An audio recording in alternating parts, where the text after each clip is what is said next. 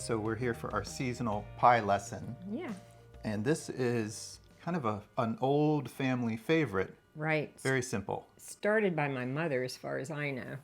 Peanut butter pie. I don't know where she got the recipe, but she started making this a long time ago, and it became one of the very favorites at our picnics and things like that. When you got to the picnic, you went and got your pie, so you'd make sure you had it. People fight for it. Yeah. Yeah. So what is it? Peanut butter pie. Peanut butter pie. And you need creamy, like Jif. Creamy Jif, yes. There you go. So you don't have to worry about this edge getting very dark, because it won't. Do you put anything inside the pie, or do you poke I fork punch holes? holes in it. Yeah, you dock And even it. though you're filling it, that doesn't matter. Nothing will go through. It's fine. Yeah. I noticed you do this, the little pat on Yeah, the I edge. like to do that because I like it to be even. Now I'll take my fork and just punch holes in the bottom, just so it doesn't puff up when you're blind baking. You do the sides too a little Yeah, bit. do the sides the whole way around, Let's and they won't puff out. let your steam escape. Yep. So we're going to blind bake this crust, and we're going to make a peanut butter cream filling. Right. It's Custard? no, it's not a custard. It's just a creamy pudding. Okay. So it doesn't bake at all. Right. So we're going to blind bake this at 350 for 20 minutes. And then how long do you let it cool? I like it to be cool. Completely It cool. doesn't take long to cool a crust like this, Okay. but probably at least a half an hour to cool it. Plenty of time to make the Oh, yeah. filling. The filling doesn't take long at all. So it's done. And see how nice and light it is? It's puffed. Yeah. Not much That'll fall down. not much color on it. Nice and tender. Good. Do you always use Jif? I always use Jif. I like Jif. It's good. Jif creamy.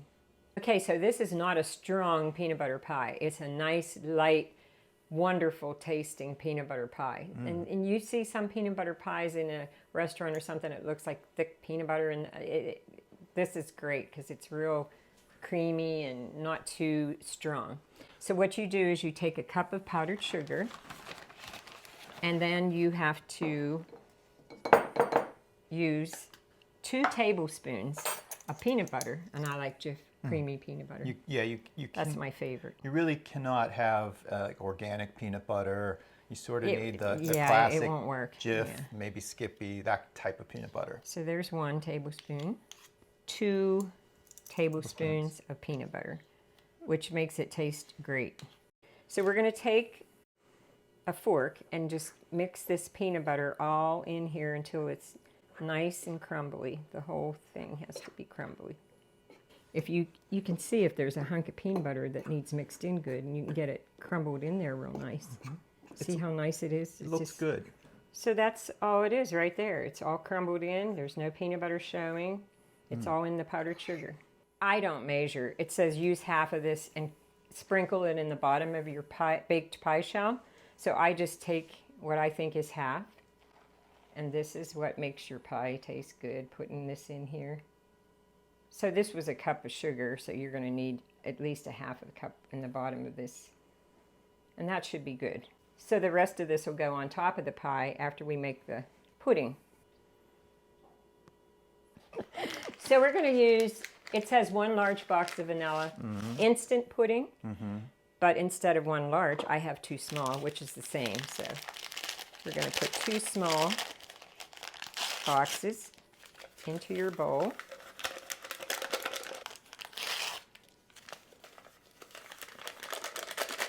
Two cups of cold milk to the instant pudding.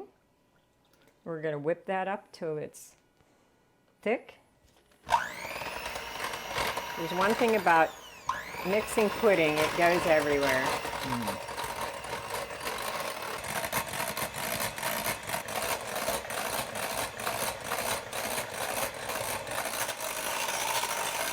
Okay, so the next thing we do, the pudding's all nice and thick. Going to take your Cool Whip 8-ounce container, Cool Whip, and add that into your pudding. And I get this out and set it in the fridge for it to get soft, and then just sit it out a little bit before I'm ready to use it so it mixes in real nice. So you just take your little spatula and get that all incorporated in there to get it so you don't have that yellow. See? No streaks. Yeah, no streaks down in there. I guess I should have used a longer handle, huh? Looks good. It'll be fine. So what you do now is you take all of that pudding with the Cool Whip in it and put that inside of your baked shell. So just spread it out. Nice and fluffy. Yeah. So you just smooth the top pretty smooth. Smooth it out. And to the edges. Yeah. And now the last part is just to add the rest of your crumb topping, your peanut butter crumb topping, and you just pile it on. I'll make a mess on the counter, but that's okay. Almost. And as it sits in the refrigerator, because you want to keep it cold, because you'll use it different meals. I mean, you won't eat it all at once. You'll notice that the powdered sugar melts some, and then you see more of the peanut butter on the top of the pie when you're, when it sits a while. Yeah.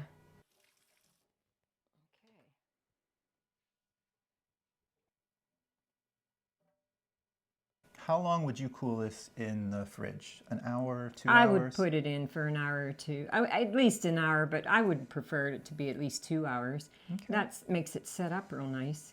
I mean, if you had to eat it before that, you could, but it might run. be a little runny on your plate. But All right, let's chill it. okay. I can't wait. Okay. So there you go. There you go. Peanut Peanut butter pie. Peanut butter pie. Yep.